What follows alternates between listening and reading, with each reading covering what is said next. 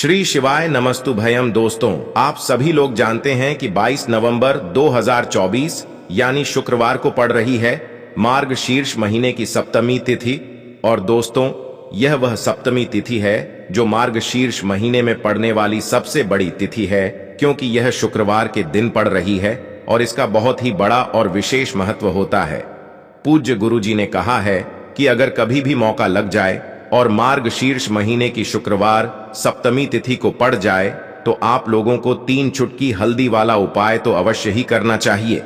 इन दोनों का संयोग बहुत कम आता है और इसी के साथ में गुरुजी ने अपनी शिव पुराण कथा में बताया है कि इस दिन आपको 3 चुटकी हल्दी वाला उपाय तो आपको अवश्य ही करना चाहिए, क्योंकि ऐसा दिन पूरे साल में सिर्फ एक ही बार आता है।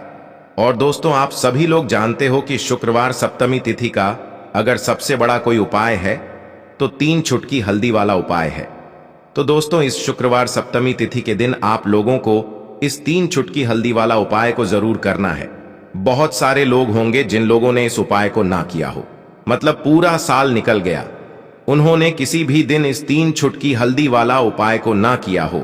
पर दोस्तों, आपके पास एक आखिरी मौका बचा हुआ है जो कि 22 नवंबर के दिन है। तो इस दिन आप लोगों को इस वाले उपाय को जरूर कर लेना है।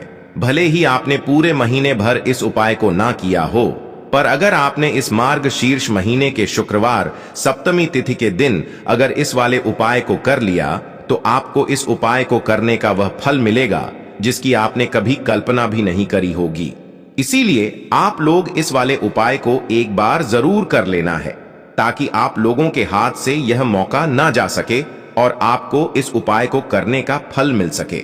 दोस्तों, यह उपाय पंडित जी ने अपनी अभी की ही श्री शिव महापुराण की कथा में बताया है, जिस उपाय को आज हम आपको बहुत अच्छे से समझाने वाले हैं।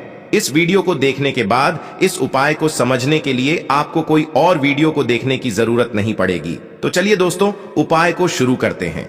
देखिए, यह इस मार्गशीर्ष महीने के शुक्रवार सप्तमी तिथि के दिन यह इतना खास होता है, इतना महत्वपूर्ण होता है। देखा गया है कभी कभी बड़े बड़े पूजा पाठ अनुष्ठान से जो मनोकामना पूर्ण नहीं होते, वह मार्गशीर्ष महीने के शुक्रवार सप्तमी तिथि के दिन एक छोटे से उपाय करने से ही आपकी मनोकामना पूर्ण हो जाती है। और बहुत सारे लोगों ने इस उपाय को किया भी है और उनको इस उपाय को करने का फल भी जरूर मिला है।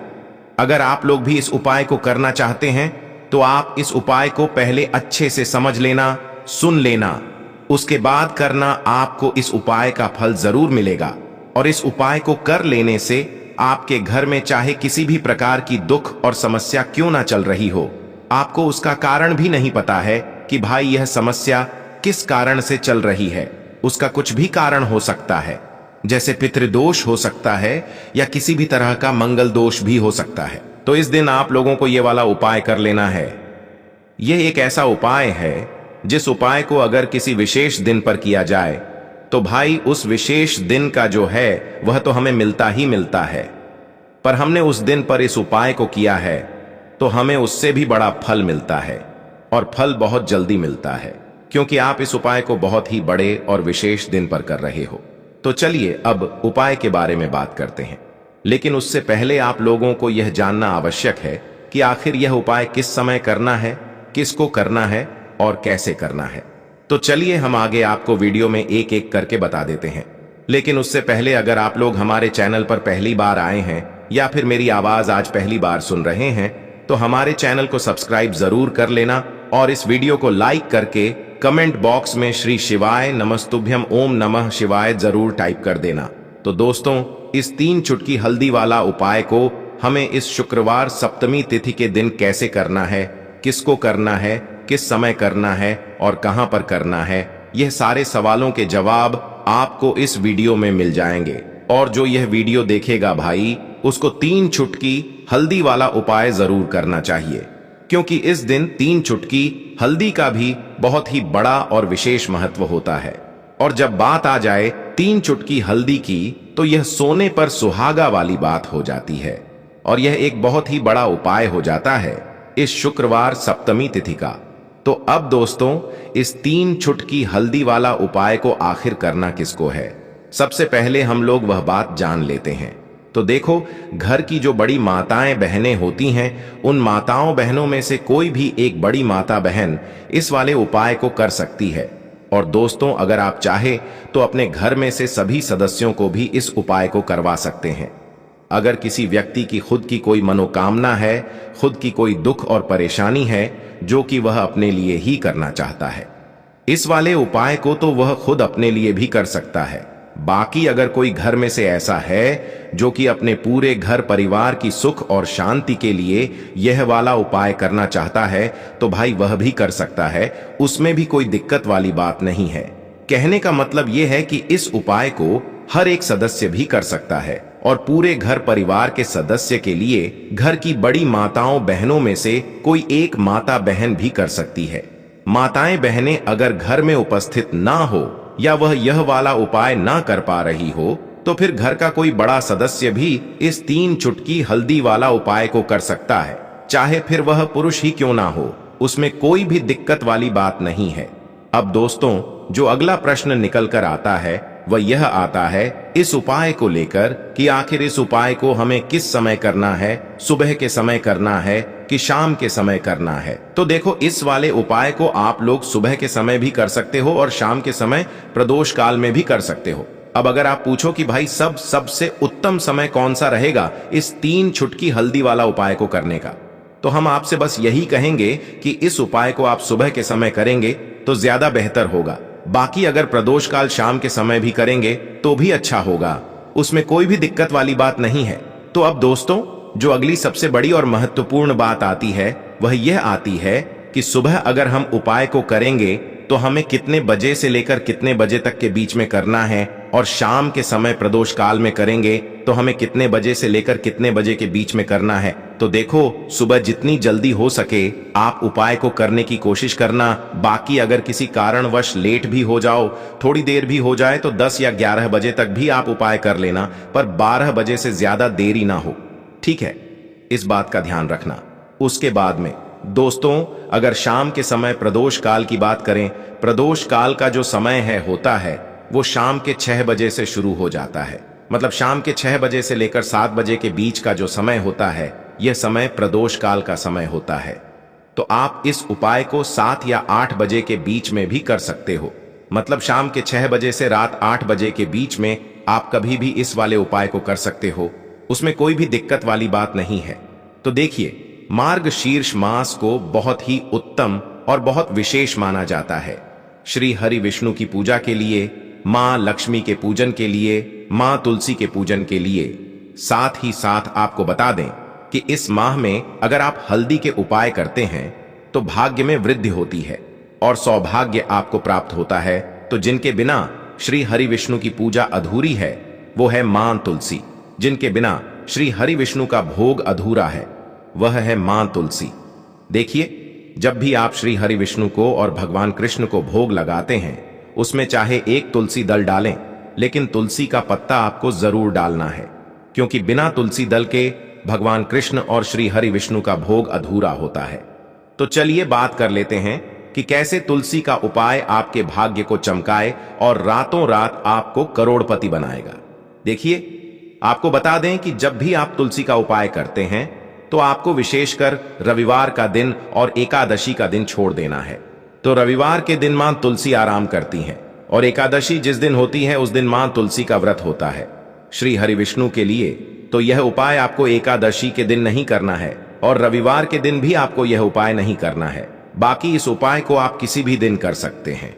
तो चलिए बात कर लेते हैं तुलसी का कौन सा उपाय है जो आपको करना है अपने भाग्य को चमकाने के लिए। देखिए, सबसे पहले तो आपको यहाँ पर पिसी हुई हल्दी लेनी है। कितनी हल्दी लेंगे? 3 से 4 चुटकी पिसी हुई हल्दी लेनी है। अगर आपके पास साबुत हल्दी है तो उसे पीस कर भी आप उसका पाउडर बना सकते हैं।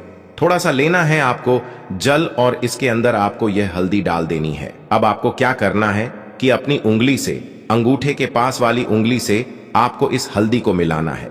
सीधे हाथ के अंगूठे के पास वाली उंगली से आपको हल्दी को मिलाना है और ओम नमो भगवते वासुदेवाय नमः यह मंत्र आपको 11 बार बोलना है और हल्दी वाला जो जल है उसे अपने अंगूठे के पास वाली उंगली से मिलाते रहना है। अब यह जल आपका तैयार हो गया। अब यह जल आपको तुलसी जी के पौधे में चढ़ाना है ओम नमो भगवते वासुदेवाय नमः बोलते हुए यहां पर आप 3 बार यह मंत्र बोलेंगे और धीरे धीरे से जो हल्दी वाला जल है तुलसी जी के पौधे में चढ़ा देंगे।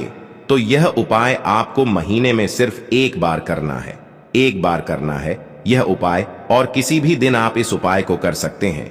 गुरुवार का दिन और शुक्रवार का दिन इस उपाय के लिए सबसे ज्यादा उत्तम है।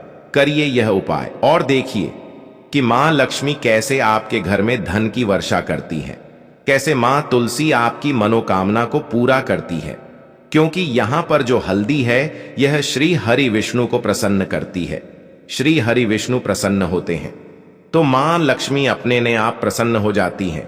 दूसरी चीज कि आपने तुलसी मां से जुड़ा हुआ उपाय करा है, उसमें भी हल्दी आपने ले ली, तो देखिए श्री हरि विष्णु आपसे प्रसन्न तो होते ही हैं, आपसे रीझ जाते हैं।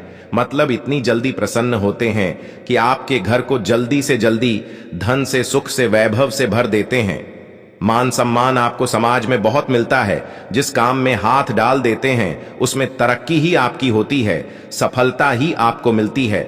साथ ही साथ हल्दी का उपाय है तो आपकी कुंडली में जो गुरु हैं यह बहुत मजबूत हो जाते हैं, जिसके बाद आपको अधिक से अधिक धन मिलता है।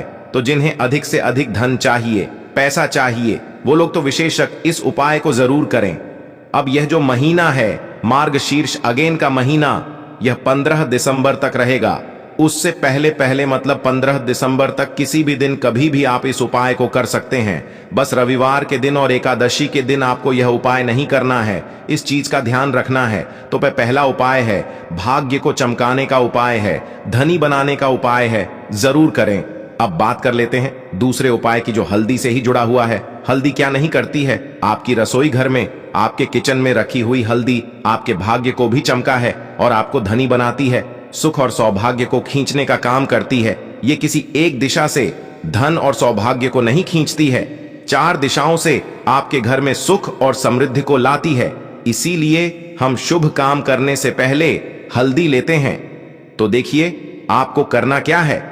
जिन लोगों के घर में वास्तु दोष है, नजर दोष है, किसी ने कुछ करा दिया है ना, घर को नजर लग गई, पैसे को लग गई, उन लोगों को तो विशेषकर ये दूसरा उपाय हल्दी से करना है। आपको क्या करना है, हल्दी लेनी है पिसी हुई, ठीक है ना। अब जिनके घर में पैसा नहीं आ रहा है, पैसा रुक नहीं रहा है, वो लोग भी इस उपाय को करें। पिसी हुई हल्दी लेंगे, उसमें डालेंगे थोड़ा सा जल। अब ज्यादा पानी इसमें नहीं डालना है, थोड़ा सा पानी डालना है, गाढ़ा गाढ़ा इसका पेस्ट बनाना है। और हल्दी के स्वास्तिक आपको बनाने हैं। पहला स्वास्तिक कहां बनाएंगे, घर के मंदिर में, ठीक है ना। घर के मंदिर की दीवार पर आप किसी भी दीवार पर यह स्वास्तिक बना दें हल्दी का।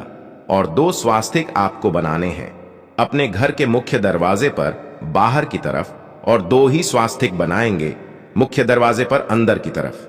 देखिए कुल मिलाकर आपको हल्दी के 5 स्वास्तिक बनाने हैं।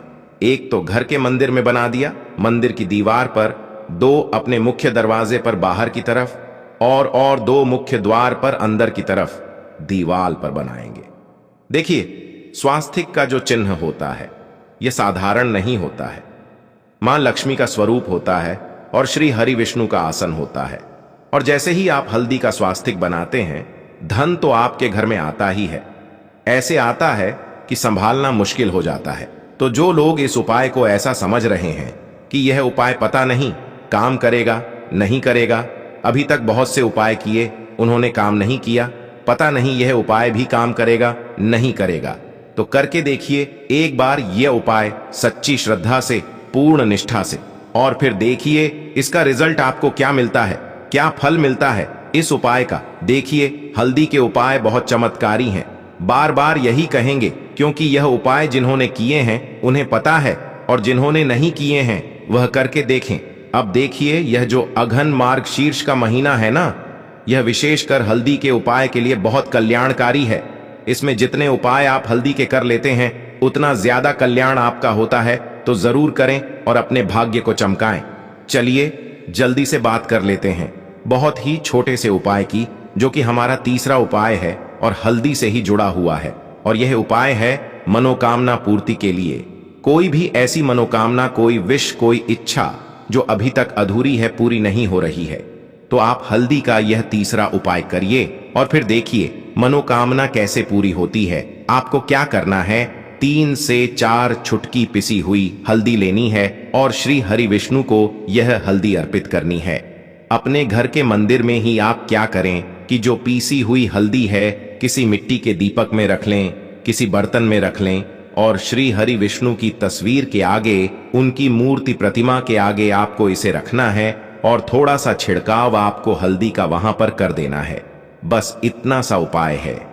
करिए। मार्गशीर्ष महीने में किसी भी दिन कर सकते हैं इस उपाय को, तो यह तो एकादशी वाले दिन भी कर सकते हैं, रविवार के दिन भी कर सकते हैं, मंगलवार, सोमवार, गुरुवार, शुक्रवार, किसी भी दिन आप इस उपाय को कर सकते हैं। करिए और देखिए कैसे आपकी की मनोकामना पूरी होती है। जो भी जीवन में चाहिए ना वो आपको मिलता है। जब इस उपाय को आप करते हैं, मार्ग शीर्ष यानी अघन के महीने में 15 दिसंबर तक ये रहने वाला है। किसी भी दिन उपाय कर लेना और अपनी मनोकामना देखना कितनी जल्दी पूरी होगी।